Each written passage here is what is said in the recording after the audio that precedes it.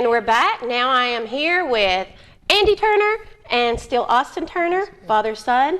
And guys, welcome today. Now I've known Andy for a long time through different things, ghost tours and movies and the whole deal. And I'm excited about some of the things you have going on for you guys. Your family actually has a movie coming out about your family. We do.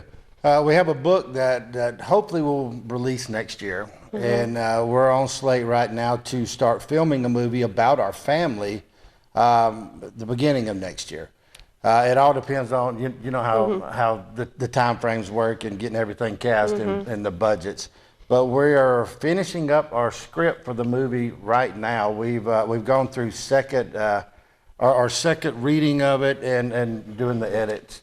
So, but it's all about what we've had to endure with the loss of my wife, and the kids losing a mom and having to deal with, public, the mourning, having to deal with, what it's like to overcome a loss, especially as tragic as that was. Right. And yes, absolutely. And my heart goes out to you guys all the time for that. The movie itself, will you guys be playing your own selves? No, we think it would be too difficult. Oh, yeah. It'd be too difficult for us to play our own. But we are going to be very heavily involved in the casting. Of course. So. Gotcha. Okay.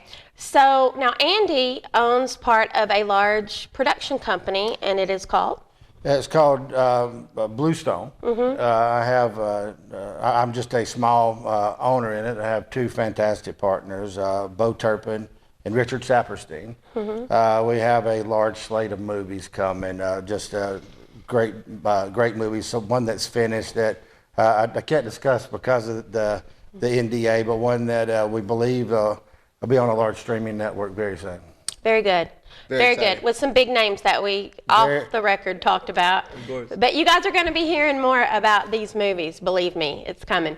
Now let's move on to something a little bit more spooky, because it is spooky season. Of course. You guys have a hobby of visiting haunted locations, including Amityville, which is my personal favorite. Tell us a little bit about that. Well, we try to visit a lot of actual haunted places because the history behind every place has a story. It all affects different people in different ways. It's cool to see how it's unfolded, how it's changed from your movie and your media to what really happened to the real people. But we also like to visit haunted houses as in attractions. So last year we went to 14 of them, and we have a rating system that we do very strict amongst each house. The two of you. Of course. Right. So it's really fun. It's my favorite time of the year. So what's your favorite haunted house? It depends on the year. Tough. Last year it was Paranoia in Canton. Okay. But the year before that it was Dungeon of Doom in Chicago. So it changes drastically. Each house changes each year. You've got different animatronics. You've got a different set coordinator. You've got different money put into it. So it's really cool to see how it changes each year, how the theme changes, how the story changes. It's really fun. One of our all-time favorites is now closed, and that was Sloss Furnace in Birmingham. I've heard of that. It's an actual haunted location that some people went in and put a haunt in. And we got to spend some time beforehand, and we were there with some EVPs and had some pretty frightening things happen because we had some things speak to us and that we were not expecting. They came out of the blues, and then we were there for that night to go through the haunted house down in the area, and this was an attraction where they actually touch you and separate you. And they took my 17-year-old and pulled him out. We didn't see him for about an hour after we finished. That's too much for me. That's too hardcore. It was great, so we missed that one. Yeah. Oh, you miss it like you wish it was still here. I wish they still allowed the hunt there, but the location's great. I'd like to go back and film there. I gotcha. Well, maybe that'll happen. Who knows? I sure hope so. So, what is your, okay, no, let me not ask that question. Let me ask this question. What's the grossest thing you've seen in a haunted house? Because I can't hardly handle the gore. The grossest thing. That's a hard question. Because you've seen a lot of gross That's a stuff? hard question. Yes. I've had one that we went through, and they had a toilet scene that had the projection that was in it, and I thought it was a projection.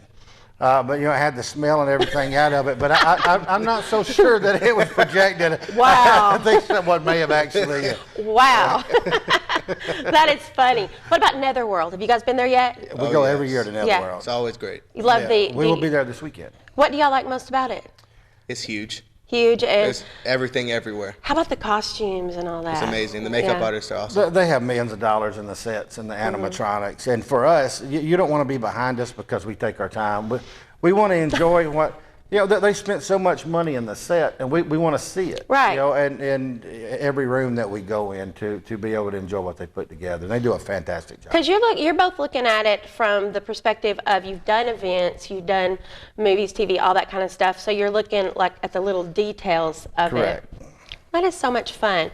Well, I want to hear more about what you end up with this season, which houses rate the Yes, top ma'am. and the bottom. I'm so jealous of Amityville, but course. hopefully I'll get to go there someday too. Yes, Yes, ma'am. All right, guys. Well, thanks for coming out, and the rest of you, I'll see you again in a minute.